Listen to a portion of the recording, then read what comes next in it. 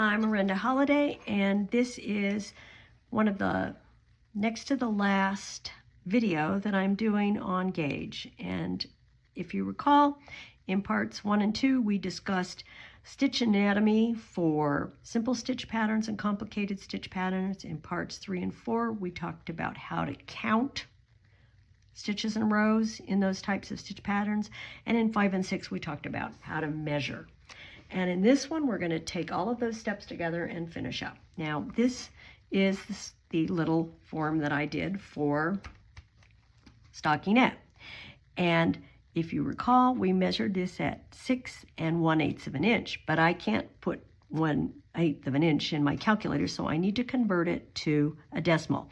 And because I am a math idiot and I don't have these things stuck in my head, I have this little conversion chart down here for me. So I know that 6 1/8 is 6.125. And the number of rows that I have measured at 6 3/4 of an inch, which is 6.75.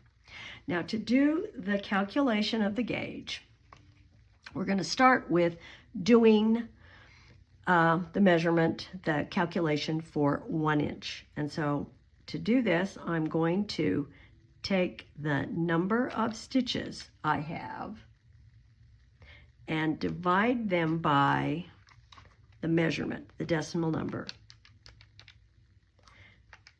And that's going to give me this very long decimal number, 4.571. I usually just go to 3 digits, but you can, do what you want. Now, why is this important? Because if I'm using a ruler and I'm using the old method of just counting stitches, 1, 2, 3, 4, and then there's a little bit left over. You can see, how do I account for that? Well, the reason we've kind of determined that what we're going to use as the average is 4 inches, thinking that these little guys will average out and give us a number for 4 inches. Now, the number of inches per inch is important to designers. That's the number they're interested in, because if I am figuring out the number of stitches I need for 20 inches, I'm going to calculate it by this number. But the number that people that are using patterns are interested in is this one. And to get that, I take my number that I have here and I multiply it by 4. And it's going to give me yet another decimal number. And I'm going to round it off. And basically, even I can figure out that if I've got 18.2, that is now 18. And again, this is why knitting is not carpentry. In carpentry, you would have to account for those guys, but it kind of averages out. So my stitch gauge over 14 inches is 18 stitches. Now let's do the same for the rows. I've got 31 rows, and I'm going to divide it by the length, which is 6.75, and it equals, for 1 inch, 4.592. Okay, I'm going to multiply that by 4. Well, isn't that handy dandy? Never see that. It is 18.37 or 18. Got a pretty square looking swatch gauge here. I didn't knit this one. This is from someone else, and I'm impressed. Now, let's look at the gauge. We'll do a few more of these because I went to the trouble to fill out the worksheets. This is for the garter stitch, and I can tell that immediately because of this, the number of rows. So I've got 3/8, and again, I'm a math idiot, so that is 4.375. And while we're here, that one's easy, 4.47. Okay.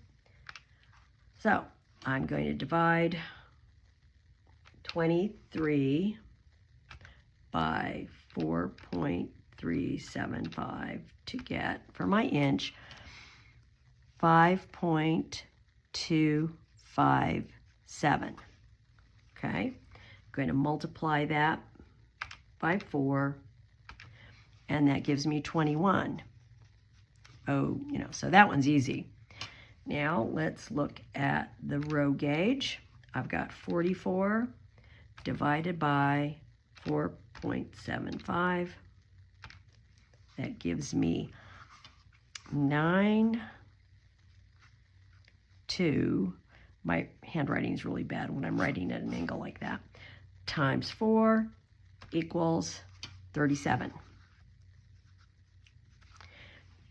So I have a pretty good handle on what my gauge is for these guys. We'll do the last one, which is for seed stitch.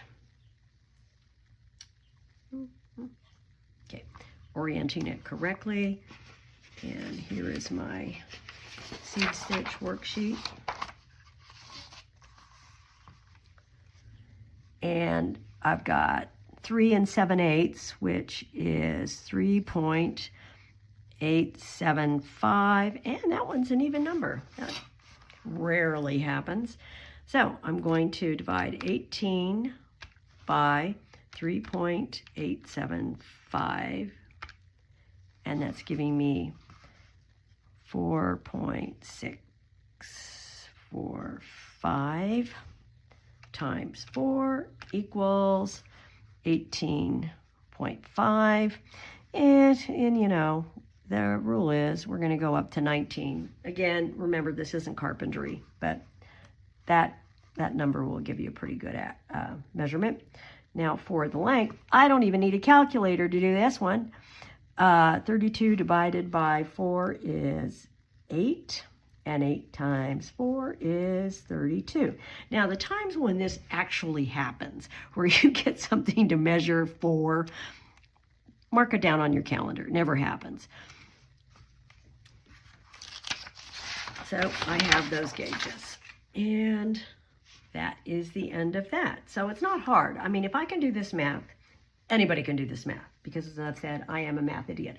And the results that you get here are far, far, far, far better than you will ever get by laying a ruler down and counting stitches and saying, oh yeah, that's my gauge. It is not going to be as accurate as using this method.